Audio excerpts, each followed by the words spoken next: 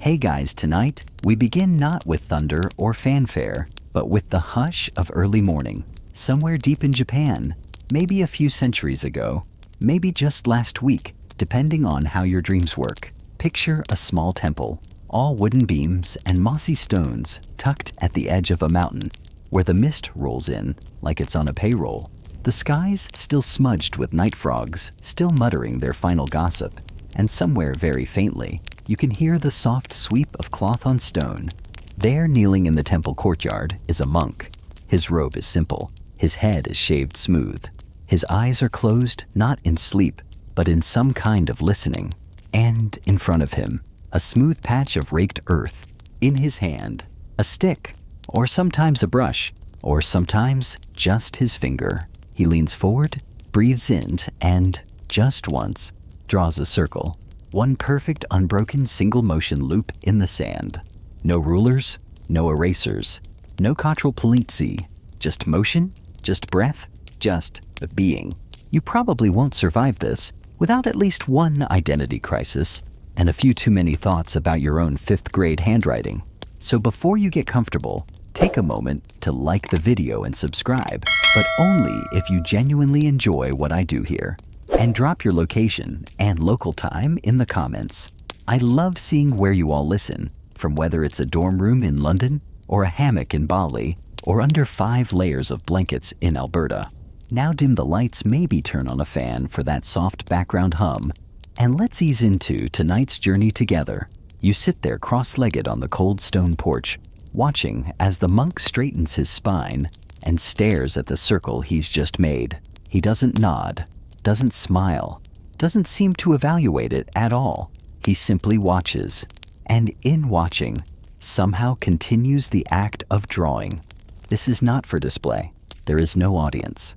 There are no other monks nodding in appreciation, no ceremony that follows. When he's done, when the circle has dried into the earth, like a single breath made visible, he erases it. Yes, just like that.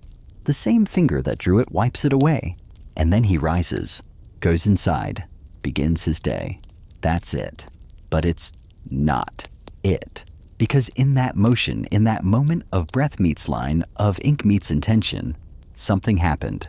Not loudly, but profoundly. You want to ask why. Why the circle? Why the silence? Why the disappearing act? But you don't ask. Not yet. You wait. Because in this temple, questions hang in the air like steam. They don't land right away. They hover. They wait for you to soften before they answer. There's a rhythm to this place. Breakfast isn't announced. It simply appears. Bowls are set. Feet pad gently on wood. The monk who drew the circle earlier now eats his rice without hurry, without distraction. You notice the way his hand doesn't tremble as he lifts each bite. The way he chews like he means it. Later, when he moves through the garden, he's so quiet, he might be part of the wind. He pulls weeds without aggression, rakes paths with the same grace as his morning line, but you can't stop thinking about that circle. One brush stroke, one breath, a shape so simple, your brain thinks it's finished understanding it. But your gut says no, there's more. That's the trick with circles. They don't start, they don't end, they just keep going. And that's kind of the point. Historians still argue whether this monk actually existed, or whether he's a blend of several figures who practiced the art of Enso, the Zen circle, drawn in a single motion to express a moment of presence. Some scrolls name him as Ryokan, others as an unnamed wandering monk. But the stories all circle the same truth he drew to quiet his mind, not to impress his peers. There's even a fringe theory that he was once a calligrapher who failed his master's final test, not because his writing was poor, but because he couldn't stop correcting it. Every stroke was refined, redrawn, perfected to death. And so, his teacher gave him one task: draw a single circle once a day, no corrections. Just you, the ink, and your breath. The first week, disaster. Shaky hands, wobbly lines. The circles looked like smashed fruit or poorly drawn donuts. But by the 3rd week, something shifted. Not in the lines, in him. He stopped gripping so tightly. He stopped flinching. He stopped trying. And the circles got better. Not because they looked better, but because they felt honest. This is your first real insight into his world. Perfection wasn't the goal. Presence was. So when you sit again the next morning before the sun has fully remembered how to rise, and you watch him kneel in the same patch of earth, your breath holds itself. He draws. One motion, no flourish, no hesitation. And in that moment, you understand what he's doing. He's not drawing a circle. He's drawing a breath, a boundary, a self. And then he lets it go. You blink, still holding the afterimage of that circle in your mind, even though it's been erased, brushed away like it was never there. But something about it was there, still is there. It lingers like the way your fingers remember the warmth of a teacup long after you've set it down. The monk goes about his morning, and you try to do the same, though you're not entirely sure what that means yet. You follow loosely your footsteps and echo behind his. He doesn't talk much, or at all really, but somehow you feel like you're being spoken to constantly. Every gesture says something. Every task is a sentence with no subject. The sweeping of the stones, the way he folds a cloth, the half smile he gives to the temple cat, who absolutely does not care about enlightenment. Eventually, you're invited, well, silently encouraged to sit again. Same spot, same courtyard. This time there's a brush in front of you. A plain stick with a bundle of fibers wrapped tight, softened from years of dipping into water, or ink, or both. No instruction. Just that. Just the brush. So you draw a circle. You try to. It doesn't go well. It wobbles. It blots. You start too fast, then slow down too much. The brush catches in the sand. Your hand lifts before it finishes closing. It looks more like a lumpy onion ring than an enso. You glance over, but the monk isn't watching, and that stings. You kind of want him to be. You kind of want a gold star, or at least a nod. But no. He's trimming a bonsai nearby, carefully clipping a single leaf at a time, like each one carries a secret. So you try again. Circle. Pause. Breathe. This one's worse. You want to throw the brush. You don't. Instead, you do what the monk would do. You erase it. You smooth the sand. You sit. You breathe. And without realizing it, you draw another. Still not great, but not angry either. And in that moment, you feel something shift. Not in your wrist, but somewhere behind your ribs. A little space opening. And then you remember the story he told you yesterday. Not out loud, of course, but through his movement, through the temple itself. The story of drawing not to create, but to notice. Historians still argue whether the enso was originally intended as an art form or a spiritual exercise. Some believe it dates back to Chinese ink meditation. Others say it emerged independently as a form of physical contemplation, a kind of spiritual calligraphy. Either way, it's one of those practices where the purpose is not what you leave behind on the page, but what you leave behind in yourself. There's a fringe anecdote, never quite verified, about a Zen monk in the Edo period who stopped speaking for 20 years. Not for drama, but for discipline. And every day he drew a single enso at dawn. After the 20th year, a curious visitor asked him why he did it. The monk finally broke his silence and said, "To prove that the world doesn't need my opinion."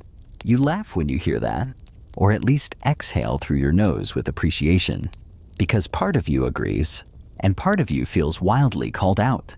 You think of how much time you spend commenting, liking, rating, explaining, circling around approval like a bee around a teacup. And here's this quiet man drawing silent shapes, just to feel the shape of silence. Today, you watch the monk work in the vegetable garden. The movement of his hands reminds you of something. He's not just being still. He's practicing stillness while doing things. That's a whole different sport.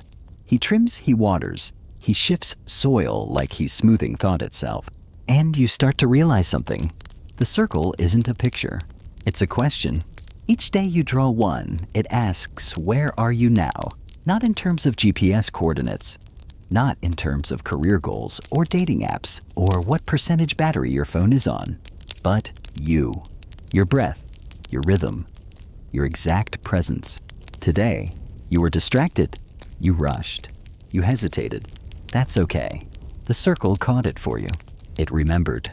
The monk returns to the courtyard later, sees your brush marks in the sand, doesn't speak, just smooths the earth and hands you tea.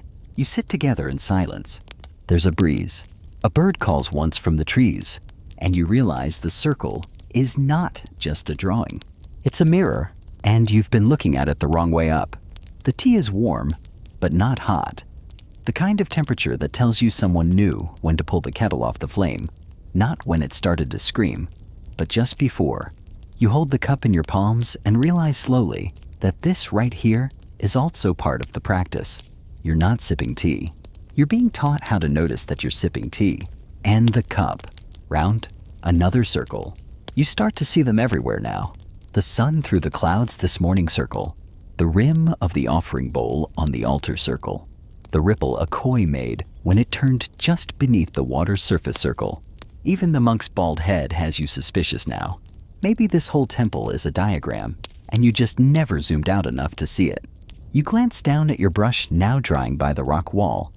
Its bristles splay slightly like a flower at the end of its bloom. You drew 6 circles today. None of them looked right. All of them looked real. The monk hasn't said a word about any of them. But you're beginning to understand that that's the point. Not everything in life needs a comment section. Not every creation is an audition. And in this tiny corner of the world, where incense burns slow and bells sound more like sighs than signals, your mistakes are just parts of the rhythm. The sand gets swept, the brush gets washed, the page turns, and tomorrow you try again. Historians still argue whether the monk who first practiced Enso drawing was named, or if it was a title passed down like a role in a play. Some say it was Zen master Kaiso of the 17th century. Others argue it was never one person. It was always many, each erasing themselves a little with every circle, until what mattered was not who made it, but that it was made. There's an old saying the monk finally shares with you one night, not in words, but by writing it on the edge of the wooden floor in chalky ink. Only the empty hand can hold the moon. You look up confused. He smiles faintly, maybe even shrugs, and that's all you get. You spend part of the evening trying to decipher it, like a riddle from a fantasy novel. Only the empty hand can hold the moon. Is it about letting go of your ego? Is it about not grabbing at beauty? Is it about literally needing both hands free to do anything worth doing? Eventually, you stop analyzing it. You just sit. And somewhere during that stillness, your mind quiets. Not all the way, just a few decibels. Like when a fan turns off, and you notice how loud it had been humming in the background the whole time. You hear the night frogs begin their watery songs in the temple pond. You hear the faint creak of a bamboo water fountain tipping and draining in the distance. And beneath that, you hear something you didn't know you missed. Your own breath. Not as a struggle, not as a strategy, just as it is. The circle isn't a drawing. It's the shape your breath makes when it loops without effort. You sleep well that night, not because of any enlightenment or major breakthrough, but because your body for once wasn't arguing with the pillow. You wake early, not to an alarm, but to birds who clearly didn't get the memo about volume control. Still you rise before the monk. There's a basin of water waiting and a cloth folded neatly beside it. You wash your face, your hands, your neck. It's not about cleaning. It's about starting. Like clicking the first key on a piano before a song begins. When he appears, he nods once, then hands you the brush. No instructions, just a glance at the sand. And this time, you don't rush. You dip the brush in water, watching how the fibers darken and bloom. You hold it steady, angle your hand just so. And then, in one slow breath, you draw. The circle isn't perfect, but it's smoother, softer. The ends almost touch. And in that gentle space between them, something opens. Not enlightenment exactly, just a kind of peace. Like tying your shoes just right, or remembering where you put something important after hours of searching. You look up expecting judgment. The monk isn't watching, but the wind is. And you think maybe that's enough. The morning glows gold through the rice paper doors, casting rounded shadows across the wooden floor. You've been here long enough that your senses have slowed down a little. Not dulled, just quieter. Like the temple itself has adjusted your internal settings from emergency siren to wind chime. The monk walks by with a tray of pickled vegetables and miso soup. He doesn't look at you. He places the tray on the low table and keeps moving. A soft clink. A hint of steam. That's the breakfast bell. No actual bell was rung, of course, but in this place, everything is a bell if you listen. You kneel, take your portion bow just a bit, and eat. Slowly, intentionally, 1 grain of rice at a time if you must. You're not in a hurry. There's nowhere to be but here, and the faster you eat, the sooner the dishes come, and no one enjoys washing miso crust off wooden bowls.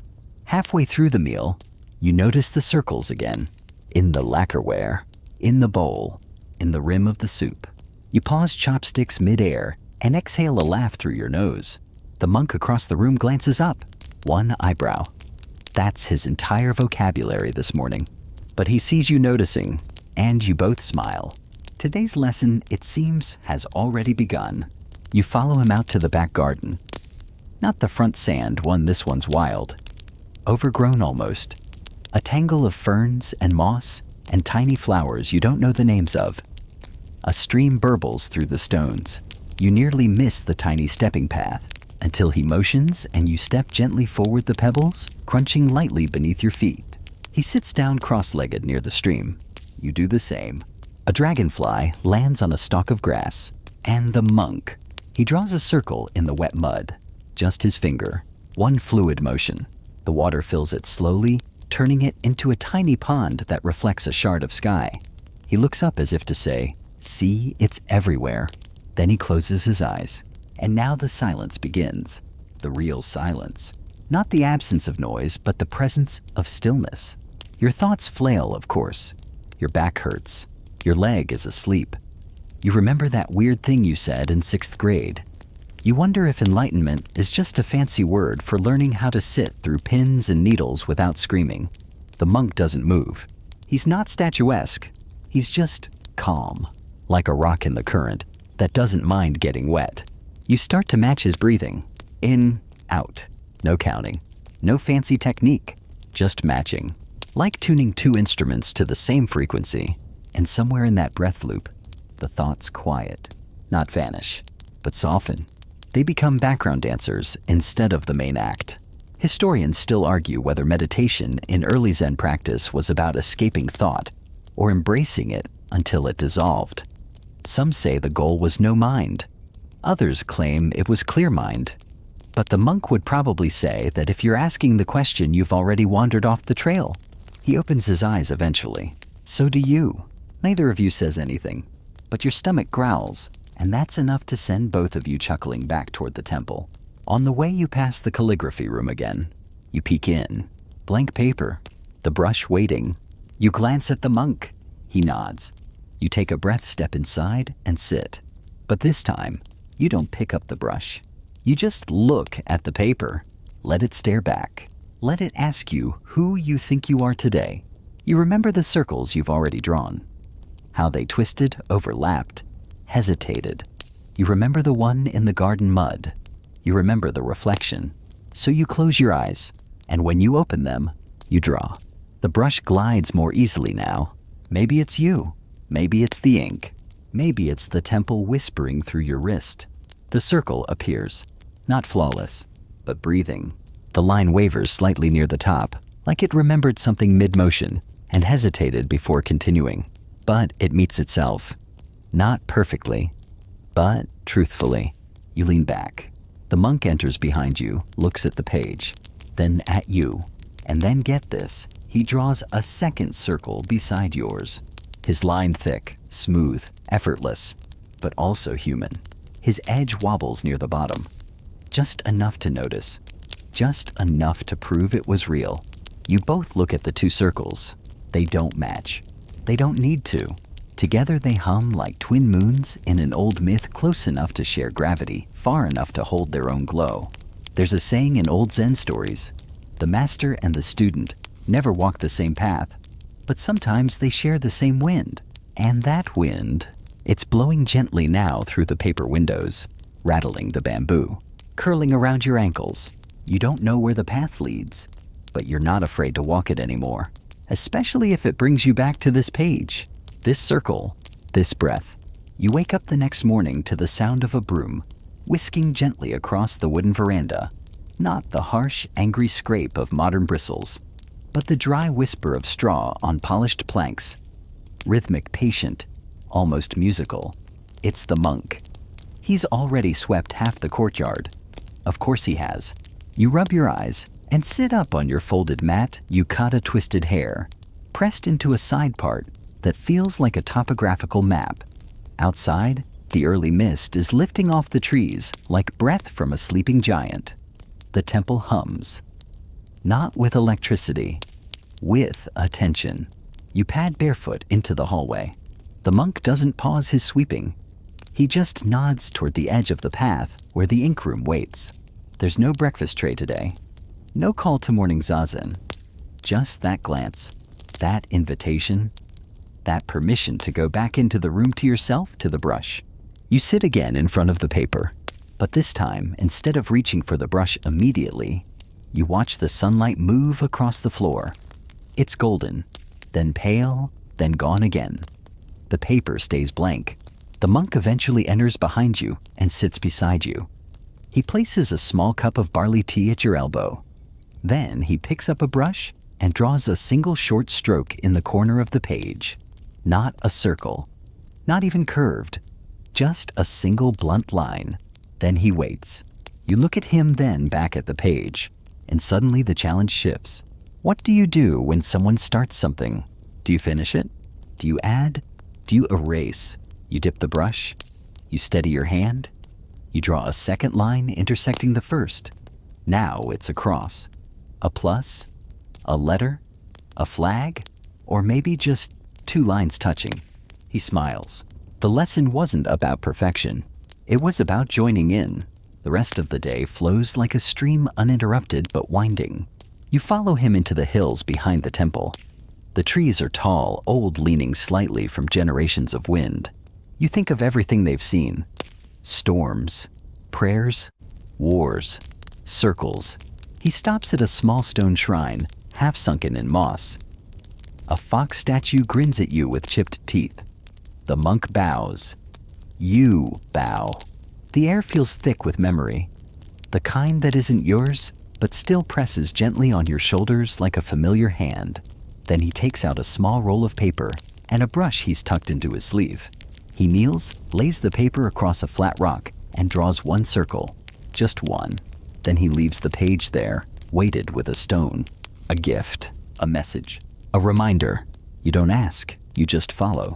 Back at the temple, he leads you to the kitchen. Not the part where they cook, another room. The place where broken bowls are stored. He hands you one. It's cracked clean through the base. Useless, you'd think. But instead of throwing it away, he places a tiny jar of gold dust and lacquer beside you. Kintsugi, the art of repairing with beauty, of honoring the break, not hiding it. You brush the lacquer into the seam. It smells like pine and fire. You sprinkle gold. It clings to the wet line, shimmering like a scar that healed in sunlight. You hold the bowl carefully. It looks whole again, but also new. And now when you place it down, you see it, the golden repair line has curved slightly into a crescent. Not quite a circle, but nearly. The monk nods. Everything loops, he seems to say. Even wounds, even shame, even lost mornings and cracked bowls, even this. Later, you sit by the veranda with your tea and your thoughts, and you remember the first circle you drew, wobbly, uneven, rushed. You want to laugh, but also you don't, because you needed that one. That was the doorway. That was the falling down part of learning to stand. And now your brush hand is steadier. You're breathing easier. Your eyebrows less knotted together. You think of the story the monk told earlier. The one about the artist who practiced drawing a perfect circle every morning for 60 years and only got close on the last day. Historians still argue whether that artist even existed or if he's just another parable made of ink an exaggeration. But the monk insists he was real. Said his name was Enso. Maybe that's the point. Whether the man existed or not, the story did. And the story's a circle too, starting with doubt looping through effort and arriving somewhere like peace. That night after evening chants and the slow walk back from the bathhouse, you sit in the ink room again. There's one last sheet of paper. You pick up the brush, and this time, you breathe first. You don't try to impress. You don't grip the handle too tight. You close your eyes and draw a circle. It lands on the page like a breath exhaled. Not perfect, but whole. The monk enters, looks once, then silently places a small red stamp beneath your line. A seal, his name, his approval, or maybe just his presence. The two of you sit there, in the quiet, and in the circle's center, everything you needed to know. You wake before the bell this time, not because of noise, not from restlessness, just the sensation that the day is already drawing itself around you, like a brush making its first careful stroke across rice paper. You open your eyes slowly and notice the morning light softer than before, a kind of gentle hush in golden form. The monk is already outside, of course. No surprise there. He's not sweeping this time. He's watering the moss that carpets the edge of the garden. Yep, watering moss. You thought it just rained on moss. Turns out no. If you want lush, velvety green that glows like a dream, you treat it like royalty. That's the monk's whole approach to everything really, whether it's moss or tea or cracked bowls. Gentle hands. Full attention. You stand quietly in the doorway, wrapped in your robe. You don't want to interrupt. There's a rhythm to what he's doing, tilting the ladle, pouring with that perfect no-splash arc, then waiting for the moss to sigh before moving on. He doesn't look up. Just says, draw another one? You blink. Another what? He doesn't answer. So you head back to the ink room. Because by now you get it. When the monk tells you to draw another one, he doesn't mean copy the last one. He means find the next one. The next you. You sit. You breathe. You prepare the brush. But before you move, your eyes wander to a small scroll hanging behind the low table. You hadn't noticed it before. It's faint, almost faded into the wall. But it's a circle, drawn in thick dark ink. One stroke. But here's the twist. It's incomplete. There's a gap at the bottom. Just enough to make it open, unfinished, alive. That's when it clicks. Not all circles are closed. Not all perfection looks like completion. You dip your brush, you draw. This one ends, just before it meets itself. It looks like it's breathing. The monk walks in, sees it, and for the first time chuckles. Hungry circle, he says. You grin. Because you know what he means. It wants more. It's waiting for something. A moment? A person? A reason to complete itself. Or maybe it doesn't need to. Maybe the gap is the truth. After tea, you follow him on a walk through the temple grounds. It's a slow day, overcast, cool. The clouds hang low like thoughts you haven't sorted out yet. He takes you to a side hall lined with shelves, old books, handwritten scrolls, little wooden plaques with prayers burnt into them. He points to one shelf. You read the calligraphy on the label. It says, imperfect circles. You laugh. Inside are dozens of scrolls, hundreds, all with circles, some tight and precise, others wild and sprawling, some with jagged edges, some with hearts drawn in the middle. One has a paw print on it. Cat, probably. No explanation, just circles. The monk doesn't explain. He just starts unrolling them one by one, laying them across the floor like a trail of breadcrumbs. And you realize these aren't failures. They're journals, visual diaries, moments captured, not polished. He lets you sit with them for a while. Then he hands you a brush again, a clean sheet. You pause. Then you draw a tiny circle, smaller than a coin. He smiles. That's enough. And that's the day's lesson. Enoughness. How sometimes we chase bigger, bolder, rounder. But the smallest thing can hold just as much meaning. After the midday meal, he takes you to the main meditation hall. It's quiet here, darker. The floor smells like old incense and time. You sit across from him in the shadow of a carved Buddha. No ink this time, just breath. He teaches you a trick count to 10, but in strokes, not numbers, movements. One breath, one line, another breath, another. And slowly, your thoughts stop chasing themselves. You just breathe. You don't know how long you sit like that. Maybe hours, maybe 3 lifetimes. But when you stand again, you feel taller. Not in your spine, in yourself. You walk the outer gardens before sunset. The bamboo clacks gently in the breeze. Someone is hammering something in the village beyond the hill. It sounds like a heartbeat. You wonder if the monk hears it that way too. There's one final stop today. The well. He lifts the lid and draws up a pail of cold water.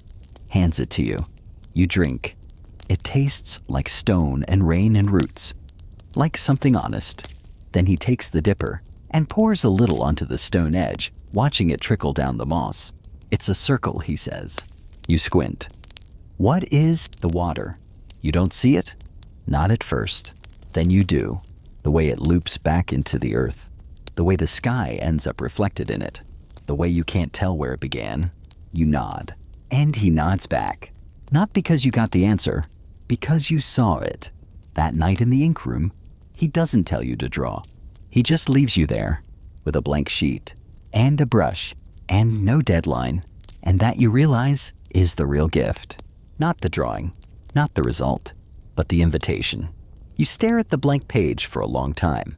Not in fear, not in confusion, just stillness. Like your hands are waiting for your breath to decide what shape it wants to become. The brush feels familiar now. It used to feel like a challenge, a test. Now it's more like an extension of your wrist, your thoughts, maybe even your silence. The room holds its breath with you. You dip the brush, and instead of drawing a circle, you draw a line. Just one. A line that curves and tapers off like a falling petal, or a breeze caught mid-turn.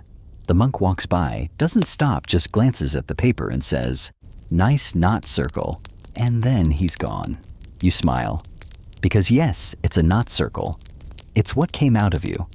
Not out of ambition or imitation, or even instruction. Just breath made visible. One line. No do-overs.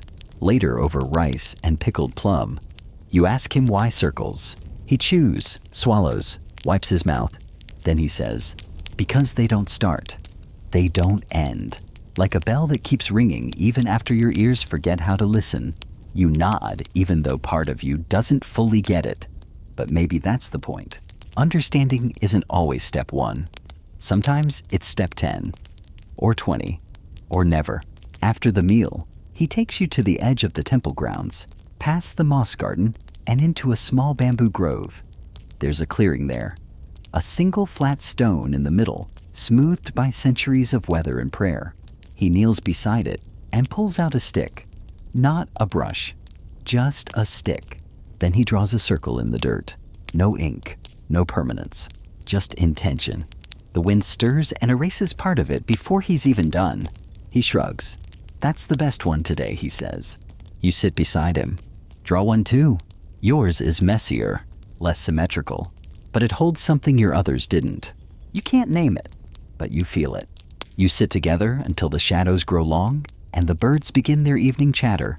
The monk says nothing more, just stands, dusts off his knees, and walks back toward the temple. You follow, but at a distance. Something about the moment asks for space.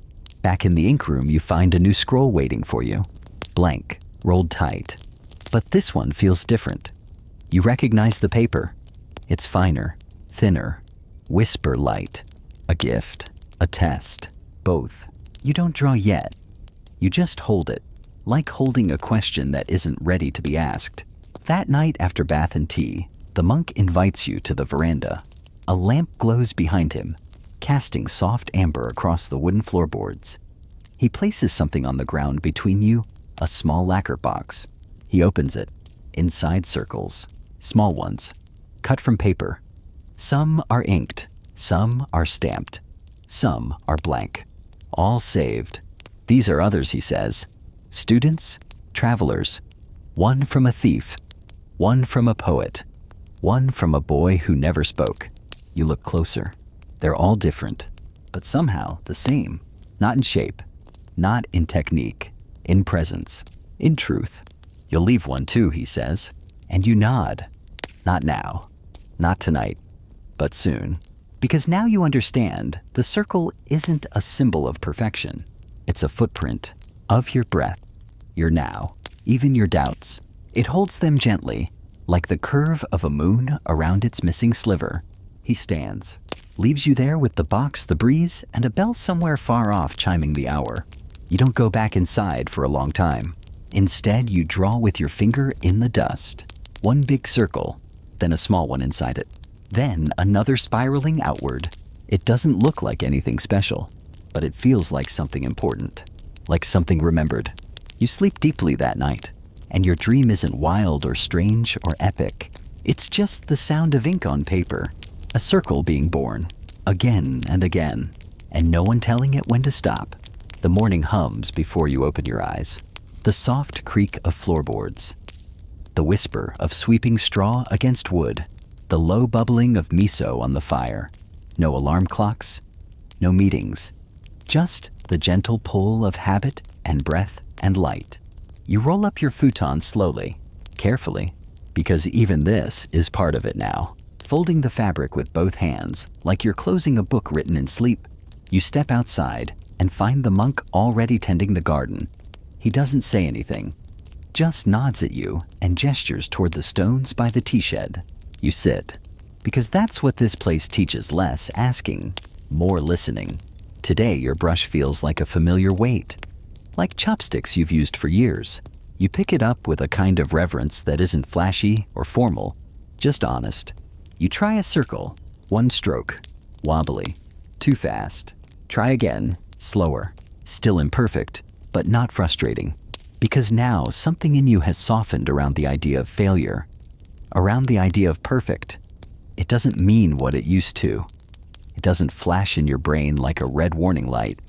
Now it's a whisper, a pause, a space for breath.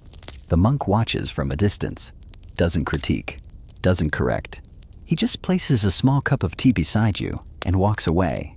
The tea is slightly bitter, earthy, the kind that makes your tongue wake up before the rest of your body. You sip slowly, you draw slowly.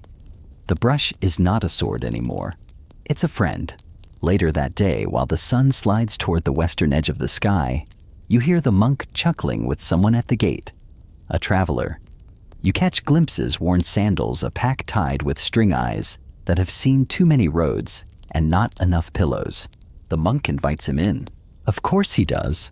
And suddenly, there are 3 of you at the low table. You eat together. Nothing fancy, just rice and pickles, and the kind of tofu that tastes better than it has any right to. The traveler asks what you're doing at the temple. You say drawing circles. He squints. For art. You pause. Then for breath. He nods, like that makes more sense than anything. That night he draws too. Not with elegance. Not with grace. His circle looks like it got startled halfway through. But he laughs. And the monk laughs. And you laugh too. Because it's not about the line anymore. It's about what it carried. The next morning the traveler leaves. He leaves behind a scarf, faded blue, stitched with a single embroidered circle near the corner. You keep it, not because it's valuable, but because it holds something weightless and important. Later, the monk tells you about a student who stayed here once for only one night. He didn't speak, didn't draw, just sat under the persimmon tree and wept for hours. And when he finally left, he bowed so deeply, it looked like he was going to fold in half. On the ground where he had sat, there was a circle drawn in dust. Just one. Not all circles need ink, the monk says. You think about that. A lot. It stays with you all through the week as you sweep the stone paths and tend the moss and sit with the blank page again and again. And one afternoon, as the cicadas begin their droning summery chant, you feel something shift. Not dramatically, not loudly, just a quiet realignment. You draw a circle. You don't think about it too much. You don't hesitate. And when it's done, you don't judge. You just look at it. And for the first time, it doesn't feel like a test. It feels like a mirror. You tuck that circle inside the lacquer box with the others. You don't sign it. You don't explain it. You just let it sit there, joining the quiet chorus of attempts and breath and belonging. The monk sees it later. He doesn't say anything, but that night he leaves you a gift. A new brush. The handle smoothed the bristles. Clean the wood marked with a single kanji burned into the side. Listen, no lecture, no scroll of wisdom. Just that. And honestly, it's enough, more than enough, because circles don't always ask for more. Sometimes they're the thing that lets you stop asking altogether. You draw one more before bed, not because you have to, but because you want to see what your hand says now. It's simple, clean, unfinished in the best way, like the moon at rest, like the breath between questions, like the night settling around your shoulders like a familiar blanket. You sleep better now, not just longer, but deeper, like your mind finally stopped pacing the hallway of your thoughts and sat down for tea with your heart. The dreams are quieter, less frantic. Still strange because dreams always are, but somehow more restful, more kind. And in the early dark before dawn you rise. It's become your rhythm now. No alarm, just the soft nudge of habit. You slip into your robe, padded just enough to meet the cold air that still clings to the stone floors. The monk is already awake, of course. Probably never stopped being. He's out in the courtyard, brushing patterns into the sand. You recognize them now. Spirals, crescents, one that looks like a river broken into syllables. But no circles today. You sit beside him, not asking, not offering, just breathing. Eventually he turns, hands you a tiny folded square of paper. Inside, written in ink so light it barely clings to the fibers, are 3 characters. Hokyugen, do not seek perfection. You don't say anything. You don't have to. Because this morning everything feels like it's already said what it needed to. Later after breakfast, you wander beyond the temple walls for the first time in a while. Down a little path, lined with persimmon trees and bamboo wind chimes. Toward a small village square where traders have started setting up their stalls. You pass them quietly, noticing things you never would have before. The way one vendor smooths the cloth beneath her wares, folding and unfolding until it feels just right. The way a carpenter hums to himself as he carves a spoon, his knife strokes as consistent as breath. You spot a boy in the corner of the square drawing lines in the dirt with a stick. Not for play, not quite. He's focused, not frowning, just present. You squat down beside him and draw a circle next to his line. He glances at it, then nods, draws one of his own. It is lopsided and beautiful, like a thought spoken without rehearsal. You both sit there for a moment, then you leave, because sometimes the gift is in showing up, not in staying. By the time you return to the temple, the monk is boiling water for tea and smiling like he knows exactly where you went. You're lighter, he says. You shrug? Maybe. He hands you a fresh sheet of paper. You hesitate, but then you draw. Not just one circle, but 2, side by side. One clean, one trembling. They sit together like old friends who don't need to say anything to feel understood. You feel something shift in your chest. Not dramatically, just enough to make space. In the days that follow, you begin preparing to leave. You sweep the courtyard a little slower. You pack your few things a little more carefully. Not because you're sad, but because you want to mark the moment. The monk watches without comment. Until the morning, you are meant to go. He meets you at the gate with a bundle wrapped in cloth. Inside, a fresh brush, a small tin of ink, and a single piece of handmade paper folded into a perfect square. You don't open it yet. You bow. He bows deeper. And you walk. Back down the mountain path. Back into the soft hum of the world. You stay the night at a village inn where the futon feels foreign again and the tea isn't quite as bitter. You dream of circles drawn in sand, carved into bark, stitched into clouds. You wake and unwrap the bundle the monk gave you. Inside the folded paper is not a message, not a poem, but a circle, drawn by him, and not perfect, not even close, wobbly, a little smudged at the edge.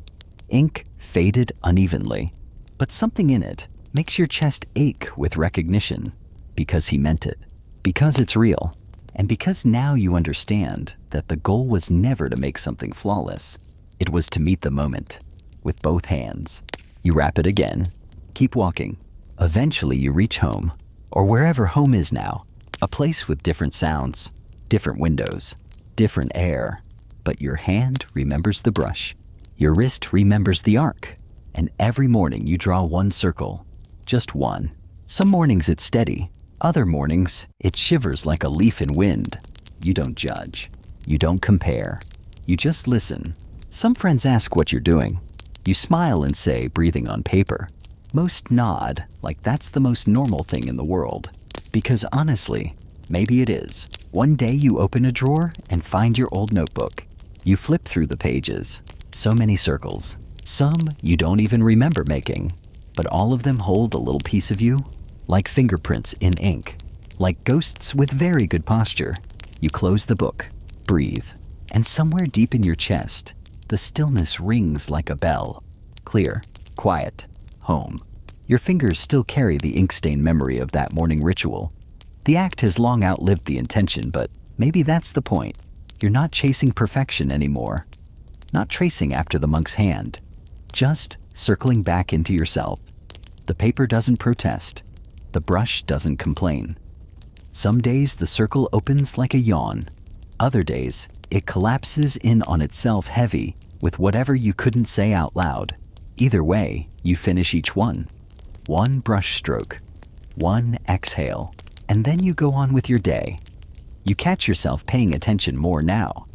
The shape of steam rising from your tea. The way your shirt folds at your elbow. The sound your shoes make when they meet wet pavement. You're not mindful like a monk in a retreat brochure. You're just here, which might be enough, which might be everything. You begin to notice other people's circles too. The way someone loops the ribbon on a gift. The circle of bread passed between friends. The breath someone takes before saying something that matters. You start to think maybe everyone's drawing something all the time and they don't even know it. You remember what the monk said, that every mark is a mirror. And if you're lucky, it shows you something you weren't brave enough to look at before. One afternoon, you visit an old friend, someone who once knew you in a sharper season. You're both a little older now, a little more patched. They ask what you've been doing. You tell them about the circles. They laugh gently. You still chasing enlightenment. You smile. No, just trying not to lose it. They understand. Because sometimes growth is just staying soft when the world tries to harden you. Sometimes it's learning when to be a stone and when to be a ripple. You give them a brush and a single sheet of paper. They draw something that looks more like a donut than a circle. You both laugh for a long time.